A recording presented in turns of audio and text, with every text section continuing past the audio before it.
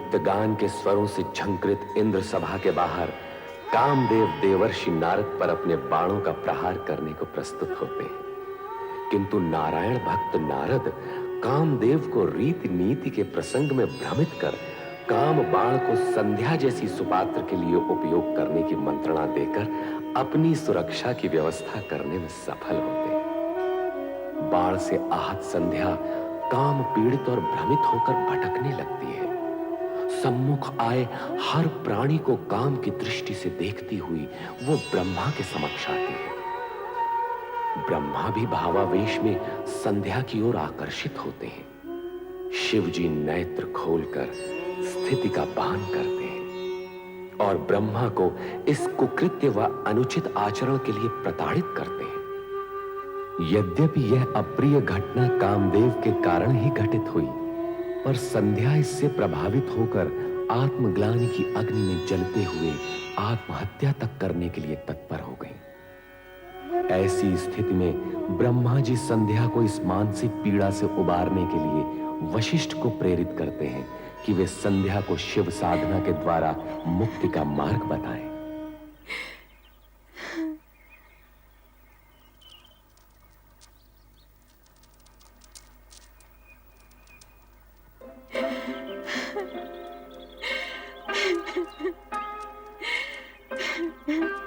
देवी संध्या, मैं वशिष्ठ ऋषि हूं। सृष्टिकर्ता ब्रह्मा जी ने मुझे तुम्हारे पास तुम्हारे क्रोध शोभ शमन के निमित्त भेजा। जब मेरे इष्ट देव शिव शंकर जी मुझसे कुपित हो गए हैं, तो मेरे इस जीवन का अर्थ ही क्या है? क्रोध शोभ शमन के उपरांत भी मेरे होने का क्या प्रयोजन? तुम्हारी प्रश्न पहली में ही तुम्हारा उत्तर भी है। अर्थात इष्ट देव शिव शंकर जी का कोप यदि तुम्हारा दुख है, तो उन्हीं की प्रशंसा से तुम्हारा सुख भी हो सकता है। उनके कोप को शांत करने के लिए मुझे क्या करना होगा? देवादिदेव शिव शंकर जी की तपस्या। शिव शंकर जी अकेले ही धर्म अर्थ काम मोक्ष के आदि कारण है, आदि सृष्टा है, अद्वितीय है, पुरुषोत्तम है। उनसे तुम्हें सब कुछ मिल जाएगा।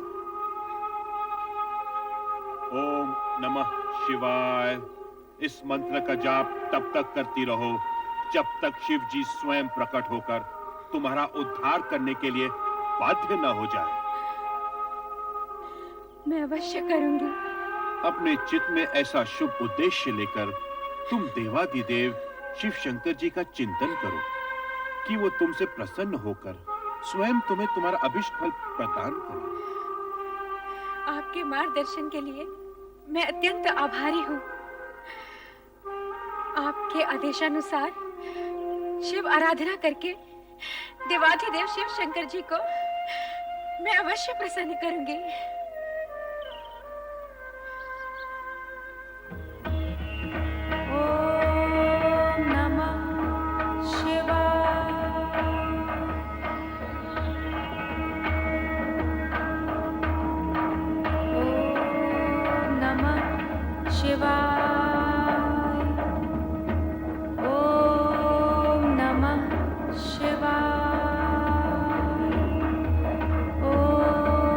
Namah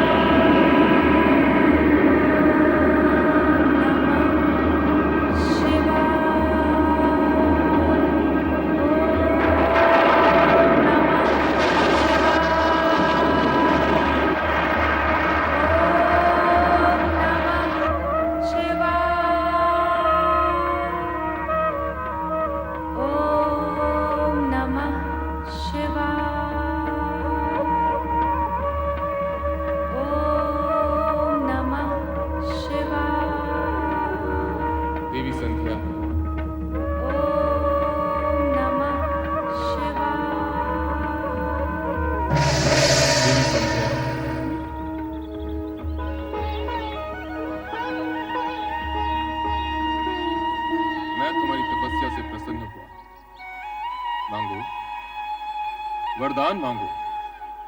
महेश्वर, यदि आप मुझे प्रसन्नता पूर्वक वर देने के इच्छुक हैं और मैं उसे पाने के योग्य हूँ, तो मुझे 2 वर दीजिए। पहला वर ये कि संसार में कोई भी प्राणी जन्म लेते ही काम से युक्त न हो। यौवनावस्था को प्राप्त होने के उपरांत ही उसमें कामेच्छा जागृत हो। तुम्हारा पहला वर मैंने तुम्हें दे दिया देवी। अब अपनी दूसरी इच्छा प्रकट करो। मेरी दूसरी इच्छा यही है प्रभु कि यही मेरी अंतिम इच्छा हो। तात्पर्य? आप मुझे इस दूषित देह से मुक्ति दीजिए प्रभु। उसके उपरांत आप मुझे एक नया जन्म दें, जिसमें एक ऐसे महामात्र से मेरा विवाह हो जिसके संदर्भ से मेरा नाम भी एक ऋतु के रूप में जाना जाए। तथास्तु। किंतु अब मेरे लिए क्या आज्ञा है भगवान? इस पर्वत के नीचे चंद्रभागा नदी के तट पर स्थित तपस आश्रम में मेघा ऋषि 12 वर्षों तक चलने वाले महायज्ञ का अनुष्ठान कर रहे हैं। तुम वहां निडर होकर जाओ, तुम्हें कोई नहीं देख सकेगा। तदुपरांत तुम्हारे मन में जिस पुरुष को पति रूप में पाने की इच्छा है, उसे हृदय में धारण किए अपने शरीर को यज्ञ की आहुति बनाकर अग्नि में होम देना। फिर वही अग्नि तुम्हारी जननी भी होगी, अर्थात तुम्हें एक नया जन्म मिलेगा।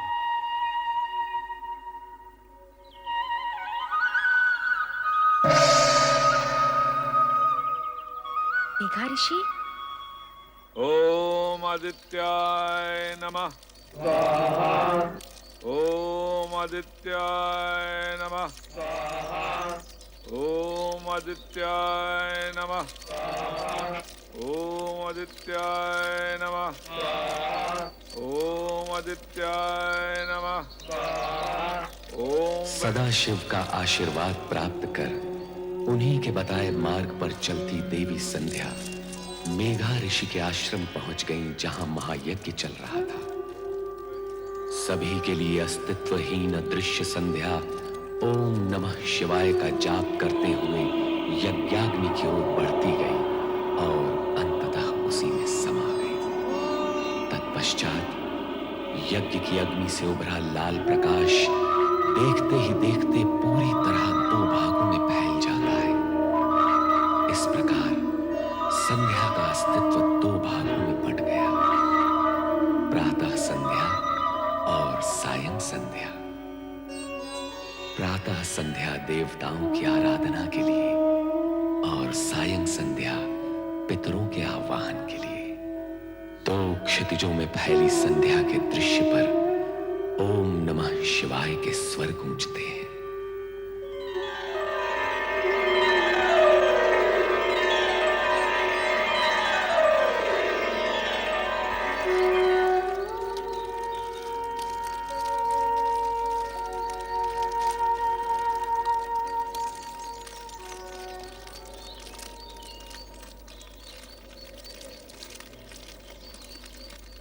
कौन है ये? कौन नारी है ये? प्रणाम ऋषिवर। कौन मायावी हो तुम? इस पवित्र अग्नि से प्रकट होने की धृष्टता तुमने कैसे की? क्यों की? क्या प्रयोजन है तुम्हारा? उत्तर दो। मैं आपकी पुत्री हूँ पितृवर, आपके आशीर्वाद की आकांक्षिणी हूँ। धर्म, नीति, मर्यादा और व्यवहार के नाते मैं तुम्हारे प्रणाम और चरण स्पर्श के लिए तुम्हें दीर्घायु और सदैव प्रसन्न रहने का आशीर्वाद तो दे सकता हूँ, किंतु अकारण पितृत्व का अधिकार नहीं दे सकता। भला तुम मेरी पुत्री और मैं तुम्हारा पिता कैसे हुआ? भगवान शिव की अनुकंपा और कृपा के कारण ही ये संबंध स्थापित हुआ है पितृश्रेष्ठ। कल्याणी, बार बार मुझे पिता संबोधित कर क्या तुम मेरे पितृ भाव की परीक्षा ले रही हो? आप त्रिकालदर्शी हैं। आपको इस सत्य का ज्ञान तो अवश्य होगा कि मैं कौन हूँ, और आपको ये भी ज्ञात होगा कि आपकी परीक्षा लेने की क्षमता मुझ में नहीं है। हाँ भागे, क्या तू हमारे ज्ञान और जप तप को चुनौती देने आई है? नहीं पितृवर नहीं, पुत्री अपने पिता के प्रति ये दुष्टता कैसे कर सकती है? फिर वही प्रलाप, पुत्री पुत्री पुत्री। कब, कहां और कैसे प्रमाणित हुआ कि तुम मेरी पुत्री हो? दुर्भाग्य है मेरा कि अपने पिता के सम्मुख उनकी पुत्री होना मुझे प्रमाणित करना पड़ रहा है। यदि आपकी आज्ञा हो तो मैं कुछ निवेदन करूं? करो, किंतु मुझे पिता और स्वयं को पुत्री ना कहते हो।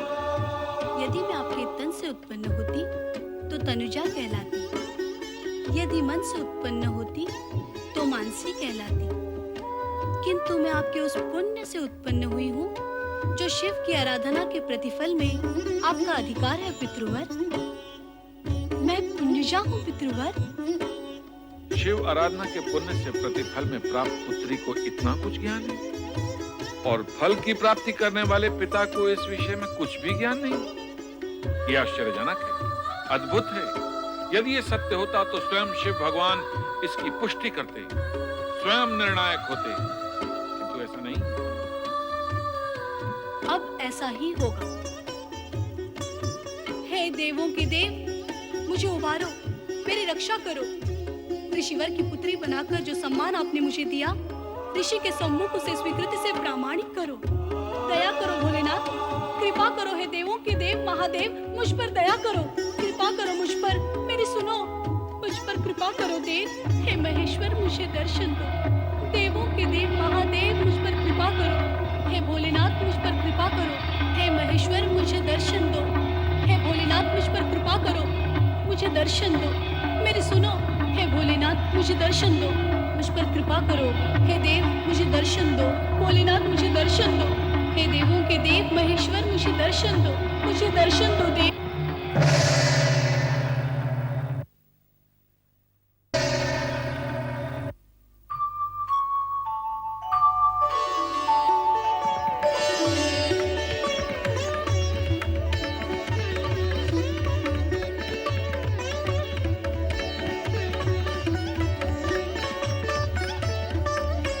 मेघऋषि, मेरा प्रकट होना पर्याप्त है अथवा भी आपको प्रमाण की आवश्यकता है? आपके प्रकट होने से ही सत्य प्रकट हो गया भोले भंडारी। तो फिर अपनी पुत्री का नामकरण कीजिए, उसे आशीर्वाद दीजिए। प्रभु, मैं आपकी आधी आज्ञा का ही पालन कर पाऊंगा। इसका नामकरण करके आशीर्वाद देने का कार्य तो स्वयं आप ही करेंगे। सूर्य की आभा है इसके मुख, अर्थात अरुण जैसी धरती से इसका मुखमंडल दीप्त है। इसलिए मैं इसका नाम अरुणधति निश्चित करता हूं। भगवान शिव शंकर की जय, देवी अरुंधति की जय, भगवान शिव शंकर की जय, देवी अरुंधति की जय। मेघऋषि, आपको देवी अरुंधति जैसी पुत्री प्राप्त हुई, इस सौभाग्य के लिए बधाई। अब इसका विवाह सप्त ऋषियों में विशिष्ट ऋषि वशिष्ठ के साथ कर इसके नाम को अमरता प्रदान करें। जो आज्ञा। भगवान शिव शंकर की जय, भगवान शिव शंकर की जय, भगवान शिव शंकर की जय। देवादिदेव भगवान शिव का वरदान पाकर अरुंधति का भविष्य प्रशस्त हुआ और उनके वरदान स्वरूप ही सप्त ऋषियों में विशिष्ट ऋषि वशिष्ठ के साथ उनका विवाह निश्चित हुआ।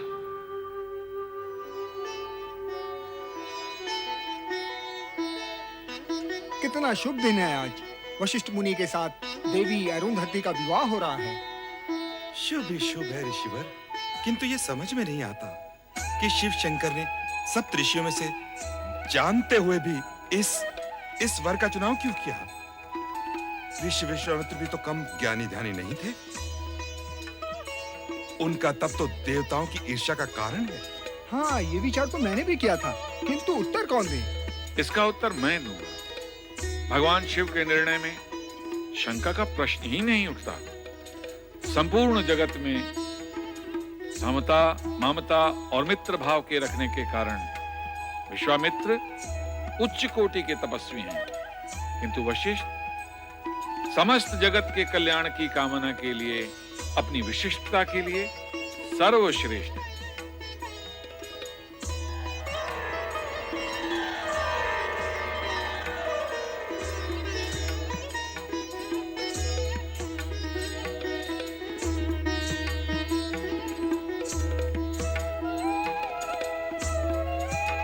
हे प्रभु, इस शुभ घड़ी में आपके आगमन की हम व्यग्रता से प्रतीक्षा कर रहे थे। ऋषिवर, पुत्री अरुंधति को मंडप में लाइए।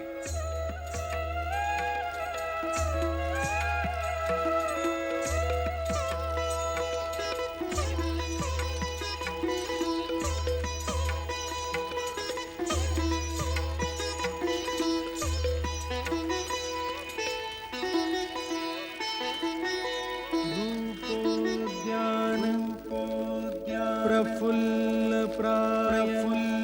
प्रलिका केन्दु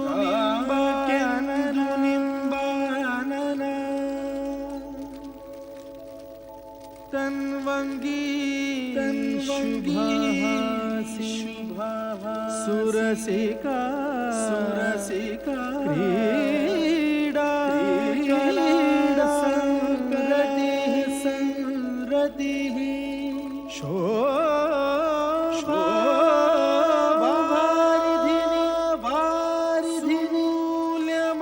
मूल्यमणि लावण्यलीलामणि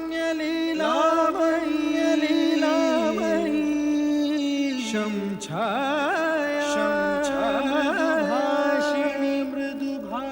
मृगदृगी भूयात् सदा देव ने वशिष्ठ को प्रेरित किया कि वे संध्या को शिव आराधना करने की प्रेरणा दें ताकि उनका क्रोध शमन हो सके। रुदन करती संध्या के समीप आकर वशिष्ठ ने शिवोपासना के लिए उसका मार्गदर्शन किया। उसकी कठोर तपस्या से प्रसन्न होकर भगवान शिव प्रकट होते हैं तथा उसे इच्छित वरदान देते हैं।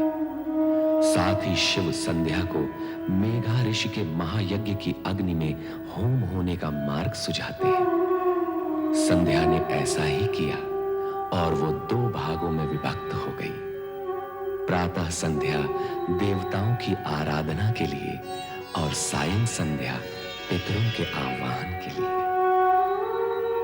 महायज्ञ की अग्नि से प्रकट हुई नारी आकृति मेघा ऋषि को पिता कह नमन करती है। ऋषि पुत्री का नाम अरुंधति निश्चित करते हैं। शिव स्वयं आकर अरुंधति को आशीर्वाद देते हैं तथा उसका विवाह सप्त ऋषियों में विशिष्ट ऋषि वशिष्ठ के साथ होना घोषित करते हैं।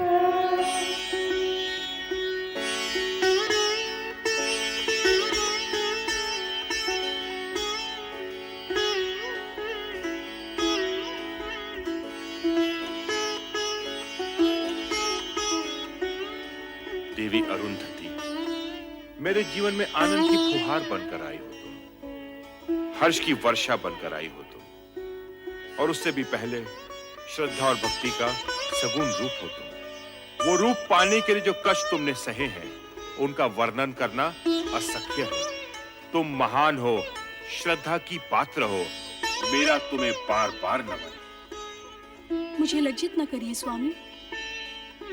संध्या का प्रायश्चित और अरुंधति का ये रूप आप ही के कारण संभव हुआ है। यदि आप मुझे शिव भक्ति की महिमा न सुनाते, देवादिदेव शिव शंकर को मनाने का मंत्र न देते, तो आज हम दोनों का इस रूप में मिलन न होता। स्वामी, इस प्रकार जो भी हुआ है उसका संपूर्ण श्रेय आप ही को जाता है। इसका संपूर्ण श्रेय देवादिदेव शिव शंकर जी को जाता है, मुझे नहीं। जगत में जो कुछ हो चुका है, जो हो रहा है और जो होने वाला है, वो सब कुछ देवादिदेव की इच्छा के अनुसार ही होता है। सर्व कर्मों के कर्ता धर्ता श्री शिव ही हैं। संसार में सुख दुख का सामना करने का एक ही महामंत्र है जो असंभव को संभव, अप्राप्य को प्राप्य कर दिखाता है, और वो महामंत्र है ओम नमः शिवाय। ओम नमः शिवाय। ओम नमः शिवाय। ओम नमः शिवाय। ओम नमः शिवाय। ओम नमः शिवाय, ओम नमः शिवाय, ओम नमः शिवाय, ओम नमः शिवाय, ओम नमः शिवाय, ओम नमः शिवाय, ओम नमः शिवाय, ओम नमः। स्वामी, ये क्या हो गया है आपको? जब से आपने संध्या पर पुष्प बाण का प्रयोग किया है, इसी तरह खोए खोए से दिखाई दे रहे हैं। केवल ओम नमः शिवाय मंत्र का ही जाप किए जा रहे हैं। स्वामी, यदि इस तरह आप ही विरक्त रहे तो मेरा क्या होगा? मैं भयभीत हो गया हूं प्रिय। भयभीत? किंतु किस कारण? मैंने संध्या पे जो पुष्प बाण का प्रयोग किया था, उसके परिणाम से तो तुम भली भांति परिचित हो। कहीं ऐसा ना हो कि इस परिणाम का प्रकोप मुझे भुगतना पड़े। नहीं स्वामी, आपने तो केवल अपने कर्तव्य का पालन किया है, और कर्तव्य भावना से ऊंचा होता है। निसंदेह ये कोई अपराध नहीं है। परंतु रति, यदि भविष्य में कोई ऐसी अमंगल घटना घटित हो गई तो क्या होगा? नारायण नारायण। पुष्प धनवा भ्राता कामदेव, मुझे देखकर इस प्रकार आंखें चुराकर कहां भाग रहे हो? और देवी रति कहां अदृश्य हो गई? प्रणाम देवर्षि। नारायण नारायण। मैं तो तुम्हारा भ्राता हूं कामदेव। मुझे देवर्षि का सम्मान देकर लज्जित न करो। सम्मान तो आपको देना ही चाहिए। अच्छा, अब मुझे प्रस्थान के लिए आज्ञा दीजिए। अरे भाग कर रहे हो भ्राता? मेरी पूरी बात तो सुन लो। आज्ञा कीजिए भ्राताश्री। अपने पुष्प बाणों से विचलित करके तुमने संध्या का तो कल्याण कर ही दिया। नारायण नारायण। कल्याण? वो कैसे? देवर्षि, ऐसा प्रतीत होता है कि संध्या पे किए इस प्रयोग का मुझे प्रायश्चित करना होगा। नहीं कामदेव, तुम्हारे इस पुष्प बाण के प्रयोग से संध्या का यज्ञ में पुनर्जन्म हुआ है। इस प्रकार संसार को 2 संध्याएं प्राप्त हुई हैं, एक प्रातः संध्या और एक सायं संध्या। आपके कहने का तात्पर्य ये है कि संध्या की रचना में मेरा भी योगदान है? निश्चित ही। केवल इतना ही नहीं, संध्या महासती अरुंधति के रूप में महर्षि वशिष्ठ की पत्नी बन गई है। भ्राता, अब अपने पुष्प बाणों का प्रयोग किस पर करने की सोच रहे हो? देवर्षि, मुझे ये चिंता सताई जा रही है कि कहीं मेरे पुष्प बाणों के प्रयोग से किसी का अनर्थ ना हो जाए। अर्थात ये कि अब मैं अपने पुष्प बाणों का प्रयोग सोच समझ कर करूंगा, जिससे भविष्य में मैं किसी विपदा में न उलझूं। भ्राता, व्यर्थ की चिंता न करो। वर्तमान तो उज्जवल है ही, और भविष्य चराचरपति शिवशंकर के अधीन है, और यही सनातन सत्य है। मेरी बात मानो। परमपिता ब्रह्मा ने जो तुम पर दायित्व सौंपा है, उसे अपना कर्तव्य मान पुष्प बाणों का उचित समय पर उपयोग करते चलो। यही तुम्हारा धर्म है और कर्म भी। नारायण नारायण। ओम नमः शिवाय। ओम नमः शिवाय। परमपिता ब्रह्मदेव की जय हो। ओम नमः शिवाय। आओ नारद, तुम्हारा स्वागत है पुत्र। देवर्षि, इस बार क्या समस्या लेकर आए हैं? समस्या नहीं, मन में एक प्रश्न लेकर आपके दर्शन के लिए आया हूं मैं परमपिता। तुम तो स्वयं साक्षात प्रश्न हो। तुम्हारे आने का अर्थ है प्रश्न सन्मुख आ गया। पूछो, क्या पूछने के इच्छुक हो? मैं अभी भ्राता कामदेव से मिलकर आ रहा हूं। संध्या प्रकरण के पश्चात वे अत्यंत विचलित रहने लगे हैं। अब वे अपने पुष्प बाणों का उपयोग करने से भयभीत होते हैं। ये उचित ही है नारद। उस समय तो कामदेव किसी तरह बचकर भाग निकला, किंतु अब उसे बहुत सोच समझकर अपने पुष्प बाणों का प्रयोग करना होगा। कामदेव को विवेक से अपनी शक्ति का प्रयोग करना चाहिए। आप सत्य ही कह रही हैं देवी सरस्वती, परंतु कामदेव ने अपने पुष्प बाणों का जो प्रयोग संध्या पर किया था वो तो शुभ ही रहा। देवी संध्या अब सती अरुंधति बन गई है और ऋषि वशिष्ठ के आश्रम की शोभा बढ़ा रही है। हाँ, सो तो है। भगवान शिव के प्रत्येक कार्य का उद्देश्य उत्तम होता है, चाहे कुछ समय के लिए वो दुखदायी ही क्यों ना दिखाई दे। देवी, मेरे पहले प्रश्न का समाधान तो हो गया, परंतु दूसरा प्रश्न क्या है वो भी पूछ लो। आपकी पौत्री मेरी भतीजी दक्ष पुत्री सती बेचारी अपने पिता की इच्छा के विरुद्ध शिव आराधना कर रही है, उसका क्या होगा? शिव आराधना का परिणाम तो कल्याणकारी ही होता है। इस विषय में कभी कोई शंका मन में मत लाओ नारद। परंतु आप भ्राता दक्ष को समझाते क्यों नहीं कि सती की शिव भक्ति का विरोध करना छोड़ दे? ये असंभव है नारद, दक्ष अपना स्वभाव कभी नहीं छोड़ेंगे। अर्थात सती को अपने तप के बल पर ही पिता के विरोध का सामना करते हुए अपना अभीष्ट प्राप्त करना होगा। हाँ नारद, जो हो रहा है शिव की इच्छा से हो रहा है। तुम इस विषय में चिंता करना और प्रश्न उठाना छोड़ दो। ओम नमः शिवाय। नमः शिवाय। ओम नमः शिवाय। सर्वेश्वर भोलेनाथ, क्या मेरी आराधना में कोई त्रुटि रह गई है या आप मेरी धैर्य की परीक्षा ले रहे हैं, ये मैं नहीं जानती। किंतु स्वामी, आप मुझे शीघ्र ही दर्शन दीजिए। मेरी आंखें आपके दर्शन के लिए तरस रही हैं स्वामी, तरस रही हैं। ओम नमः शिवाय। शिव शिव शिव शिव शिव शिव शिव। ओम यहाँ तो किसी की परीक्षा हो रही है और किसी की परीक्षा और आराधना में विघ्न डालना उचित नहीं है नारद। चुपचाप यहाँ से निकल चलो। नमः शिवाय। नारायण नारायण। भ्राता दक्ष का महल तो सूना पड़ा है, कहाँ गए होंगे सब लोग? चलो नारद, भावज वीरणी के कक्ष की ओर, कदाचित वहां भेंट हो जाए। नारायण नारायण।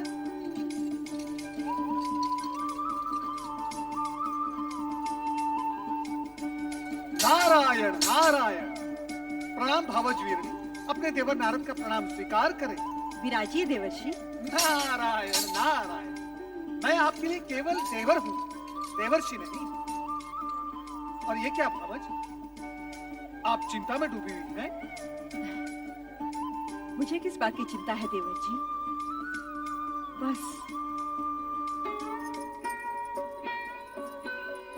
सती के बारे में सोच रही थी। सती?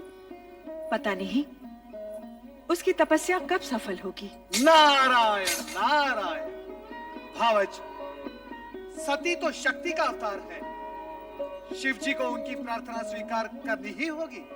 अब उनकी प्रार्थना स्वीकार होने में अधिक समय नहीं लगेगा। सच कह रहे हैं देवर जी। क्या आपको अपने देवर से असत्य की अपेक्षा है? मैं तो असत्य से भागता रहता हूँ और भक्ति और जन कल्याण के मार्ग पर चलता रहता हूँ। ये क्या भावज, आप फिर सोच में डूब गई? क्या करूं, आपके भ्राता और मेरे स्वामी का रूखा व्यवहार देखकर तो कभी कभी भय लगता है। उनके रूखे व्यवहार की आपने अच्छी कही। उनका तो जन्म ही परमपिता ब्रह्मा जी के पैर के अंगूठे से हुआ है। वो तो हर भली वस्तु को ठोकर मारने की सोचते रहते हैं। नारायण नारायण। और भगवान शिव जी का नाम लेते ही वो शिव शिव शिव शिव। भगवान भोलेनाथ उनको सद्बुद्धि दे, इतना ही मैं कह सकता हूँ। महाराज की जय हो। लो, जिनका नाम लिया वो पधार भी गए। अब मैं चलता हूँ। ठहरिए ना देवर जी, तनिक आप ही इन्हें समझाइए। शिव शिव शिव शिव शिव। क्या ये हठी जीव समझाने से समझने वाले हैं? नारायण नारायण। अरे, नारद जी आप? नारायण नारायण, भ्राता नारद कहिए ना भैया। आपके मुख से भ्राता शब्द सुनने के लिए ही तो मेरा आगमन यहाँ हुआ है। कहिए भ्राता नारद, कैसे हैं आप? तो चारों ओर भ्रमण करते रहते हैं। आपने हमारी शिव की धुन में खोई हुई बेटी को भी कहीं देखा होगा। अब आप ही बताइए, क्या एक राजकुमारी को ये पागलपन शोभा देता है? आप उसे समझाते क्यों नहीं कि वो ये बचपना छोड़ दे? अब वो विवाह के योग्य हो गई है। नारायण नारायण, वो विवाह के लिए ही तो शिव आराधना कर रही है। क्या आप इतना भी नहीं समझते? उसकी आराधना सफल होगी, भगवान भोलेनाथ के साथ उसका विवाह होगा। इसमें आपको संदेह क्यों हो रहा है? नारायण नारायण। नहीं, मैं ऐसा नहीं होने दूंगा। मैं ये अनर्थ नहीं होने दूंगा। नारायण नारायण। भावज, आप क्यों व्याकुल हो रही हैं? होगा वही जो भगवान शिव शंकर को स्वीकार होगा। नारायण नारायण। मेरी सती का क्या होगा? क्या होगा मेरी सती का? मेरी सती का क्या होगा? मैं तुम्हें एक नहीं अनेक बार समझा चुका हूं कि सती को शिवाराधना साधना करने से रोको। उसे समझाओ महारानी कि वो अपने मन में शिव के प्रति इतनी निष्ठा भक्ति जगाकर अनर्थ ना करे। जो स्वयं अपने होने का अर्थ जानने के प्रयास में लगा हो, वो कोई अनर्थ कैसे कर सकता है? और रही बात सती को शिव की आराधना उपासना करने से रोकने की, तो स्वामी, आराधना उपासना निष्ठा ये तो मन की भावनाएं होती हैं, और भावनाओं पर भला कोई कैसे अंकुश लगा सकता है? ये सब कहकर तुम हमारी अवज्ञा कर रही हो महारानी। मैं ऐसी धृष्टता कैसे कर सकती हूँ? धृष्टता? धृष्टता नहीं तो ये हमारी आज्ञा का पालन भी नहीं। महारानी, मां होने के नाते अपनी संतान का शुभ अशुभ सोचना तुम्हारा कर्तव्य है, तो पथ भ्रष्ट होने पर उसे उचित मार्ग दिखाना तुम्हारा धर्म भी है। आप संभवतः उचित कह रहे हैं स्वामी, परंतु हमारी सती ना तो कोई अशुभ कार्य कर रही है और ना ही वो पथ भ्रष्ट हुई है। वो वही कर रही है जो उसके ज्ञान के अनुसार उचित है। तुम्हारा तात्पर्य है कि सती इस योग्य हो गई है कि उसे ज्ञान अज्ञान का बोध होने लगा है? नहीं महारानी नहीं, तुम्हारी ये सब बातें बुद्धिमता का परिचय नहीं दे रही।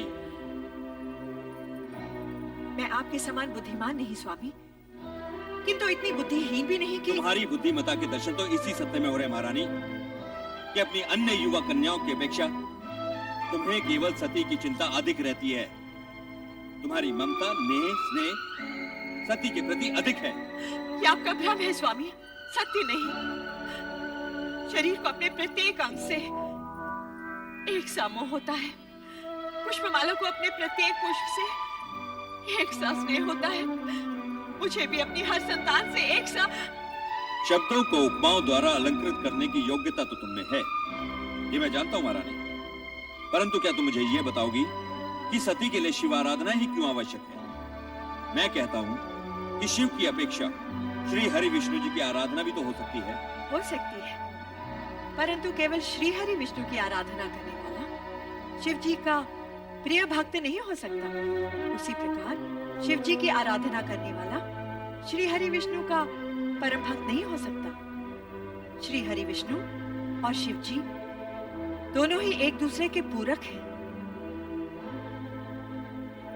इस हेतु श्री हरि विष्णु की उपासना करने वाले पर भोलेनाथ सदा प्रसन्न रहते हैं, और अजर अमर सदाशिव की उपासना करने वाला श्री हरि विष्णु की कृपा का पात्र होता है। महारानी, हमने तुमसे सती के मन में विवेक जगाने की बात कही थी, और उत्तर में तुमने ज्ञान भक्ति का पूरा अध्याय सुना डाला। परंतु एक सत्य ध्यान पूर्वक सुन लो महारानी कि हम सती की शिव भक्ति का विरोध करते हैं और करते रहेंगे। हम उसका गुणगान कभी नहीं सुन सकते। हमें शिव से घृणा है, घृणा।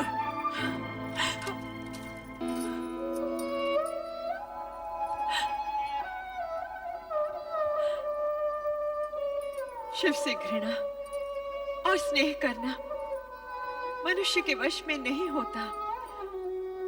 वो भी केवल शिव की इच्छा पर ही निर्भर होता है। ओम नमः शिवाय, ओम नमः शिवाय, ओम नमः शिवाय। इष्ट एक दूसरे के प्रति समर्पित भाव प्रकट करते हैं। उधर स्वर्गलोक में भय के वशीभूत कामदेव और रति नारद के प्रकट होते ही अदृश्य होने लगते हैं, किंतु नारद कामदेव के आशंकित मन को टटोलने लगते हैं और यही विषय लेकर जा पहुंचते हैं ब्रह्मदेव के पास, परंतु चर्चा करते हैं सती की तपस्या और दक्ष के हठ की। समाधान न होने पर नदी तट पर शिव आराधना में रत सती के समीप पहुंचते हैं। सती की मुखाकृति देख दक्ष महल पहुंच वीरणी और दक्ष से सती की मनोदशा की चर्चा कर उसका उपाय करने का आग्रह करते हैं।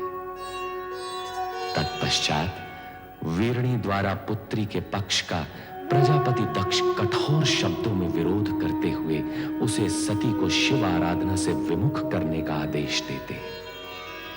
वीरणी कातर भाव से शिव स्मरण करती रह जाती है।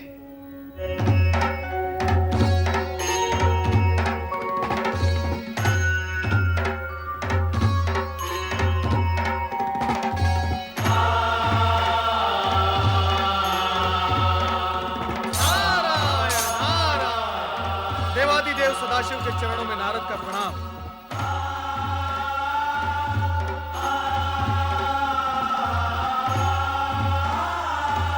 आपकी साधना में व्यवधान डालना मेरे लिए उचित नहीं, किंतु विषय की गंभीरता और महत्व को देखते हुए मुझे धृष्टता करनी ही पड़ी। देवर्षि, जब आप स्वयं कह रहे हैं कि विषय महत्वपूर्ण और गंभीर है, तो आपने जो किया वो धृष्टता कैसे? अपने आने का मंतव्य बताइए।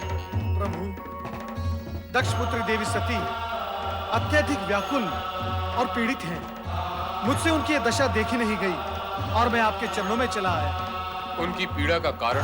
नारायण नारायण, ये सर्वविदित है कि आप ही नटराज हैं, किंतु हे महेश्वर, नाट्य विद्या के प्रदर्शन के लिए ये समय उचित नहीं है। सब कुछ जानते हुए भी आपका अनभिज्ञ होने का नाटक देवी सती के कष्ट में और भी वृद्धि करेगा। आप तत्काल ये बताने की कृपा करें कि देवी सती और आपके विवाह के बीच भ्राता दक्ष का विरोध रूपी विघ्न जो आ रहा है, उसे विफल कैसे किया जाए? उसका उपाय क्या है? किसी भी प्रकार की दुविधा की स्थिति में नंदाव्रती कन्याओं की कामना पूर्ति का सर्वोत्तम उपाय है। हे देवऋषि, अब ये मत पूछ बैठेगा कि नंदाव्रत क्या है। हे देवेश्वर, आश्चर्य है, सृष्टि का भार स्वयं पर लिए हुए भी आप विनोदपूर्ण वार्तालाप कैसे कर लेते हैं? नारायण नारायण। देवी सती की आराधना का परिणाम क्या निकलेगा, यह जानना मेरे लिए तो असंभव है, किंतु हे महेश्वर, आपकी लीला आप ही जाने।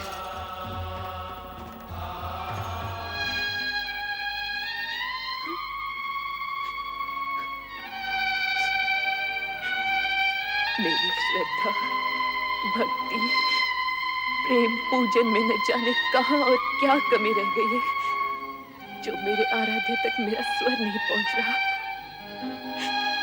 और इस पीड़ा को नहीं समझ पा रहा, जो अपने आराध्य से अलग होते हुए होती है।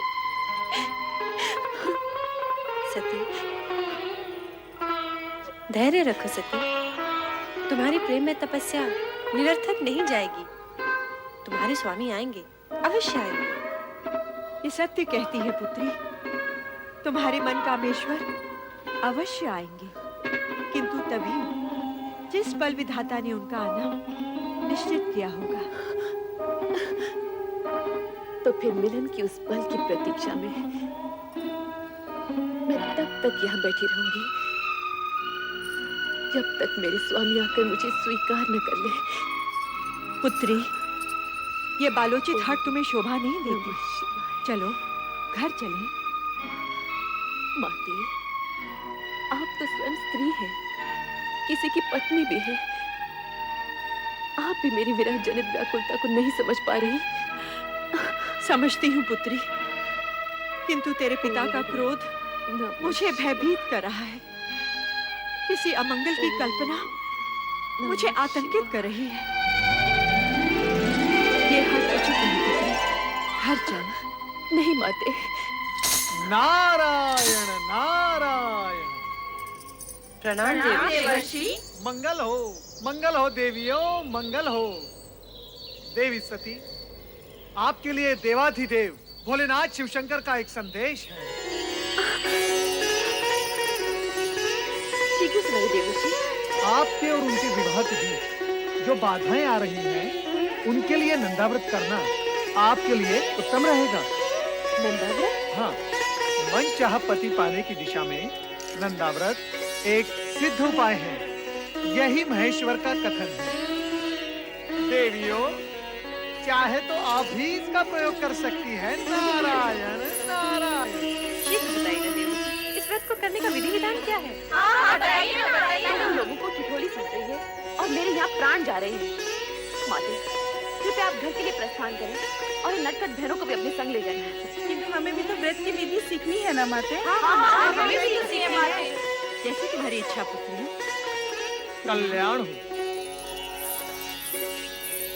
शीघ्र बताइए देवर्षि, व्रत की विधि क्या है? बताइए देवर्षि। नारायण नारायण। व्रत की बात शांति पूर्वक सुननी होगी।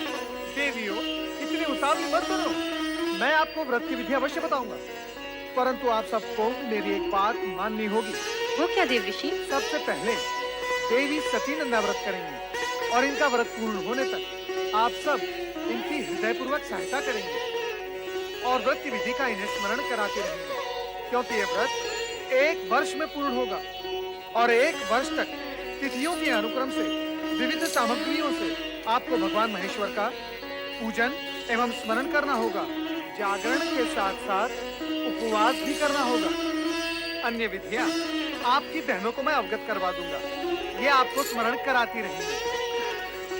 मुझ पर आपने जो उपकार किया है, उसके लिए मैं सदा आभारी रहूंगी देवर्षि।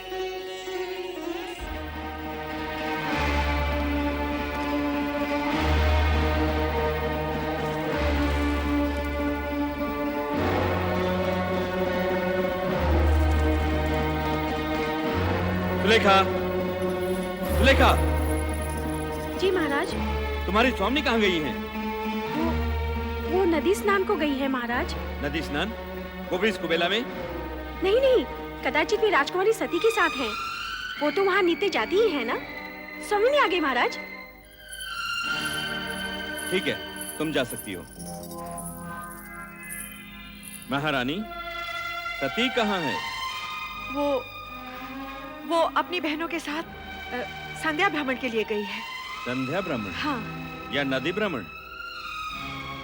हम सभी नदी तट पर थे, मैं, सती और उसकी बहनें। परंतु महारानी, मेरी अन्य पुत्रियां और तुम तो आ गई हो। सती को अकेली कहाँ छोड़ आई?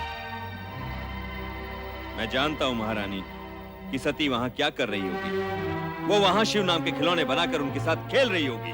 स्वामी, ऐसी बातें मुख पर न लाइए। शिव के प्रति सती की भावना को खेल न कहिए। महारानी, ये माना कि सती की आयु अभी उचित अनुचित का भेद करना नहीं जानती, परंतु तुम उसे प्रोत्साहन दे रही हो। तुम उसे जानबूझकर ऐसी दिशा की ओर जाने की अनुमति दे रही हो जहां दुख ही दुख है, कांटे ही कांटे हैं। स्वामी, यदि आप उसके पिता हैं, तो मैं उसकी माता हूँ। मैंने 9 महीने उसे गर्भ में रखा है, पालन पोषण करके बड़ा किया है।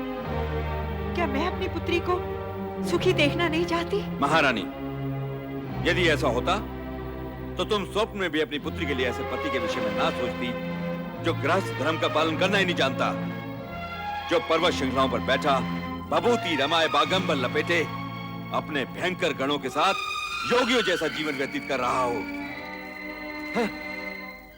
ठीक है महारानी, ठीक है। मैं अभी इसी समय सती को बलपूर्वक यहाँ ले आता हूँ। नहीं स्वामी, नहीं। मैं आपसे हाथ जोड़कर विनती करती हूँ, विधाता के लेखे को चुनौती मत दीजिए। सती की साधना भंग करके पाप के भागी मत बनिए। आपका ये एकमात्र पाप आपके जीवन भर के पुण्यों का फल आपसे छीन लेगा। आप चिंता छोड़िए स्वामी, और परिस्थितियों की नौका को समय की धारा में छोड़कर निश्चिंत हो जाइए और सती को उसकी आराधना करने दीजिए स्वामी, सती को उसकी आराधना करने दीजिए।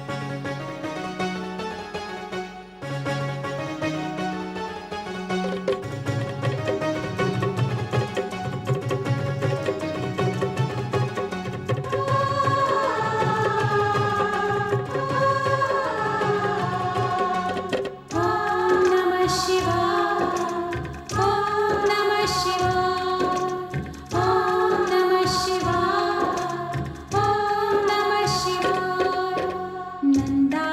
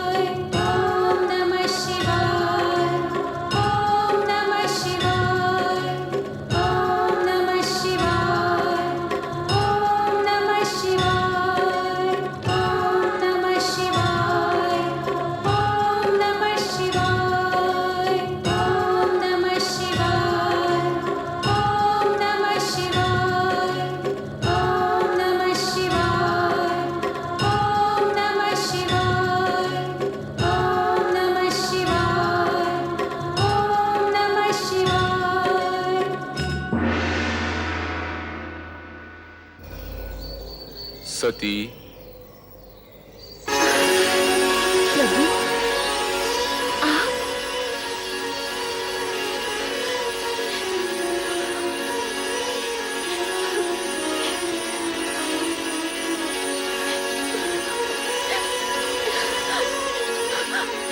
स्वामी, स्वामी, मैं आपके दर्शन पाके धन्य हूँ स्वामी।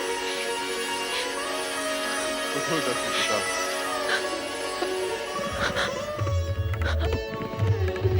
समर्पण एवं निष्ठा भाव से किए गए तुम्हारे व्रत से हम प्रसन्न हुए।